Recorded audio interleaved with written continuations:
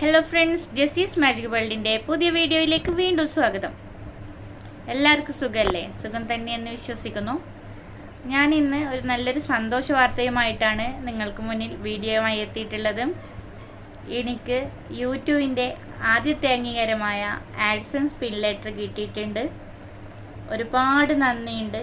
നിങ്ങളോടാണ് ഞാൻ കടപ്പെട്ടിരിക്കുന്നത്. നിങ്ങൾ മുഖേനയാണ് എനിക്ക് ഈ ലെറ്റർ ആദ്യത്തെ അംഗീകാരം കിട്ടിയിട്ടുള്ളത്.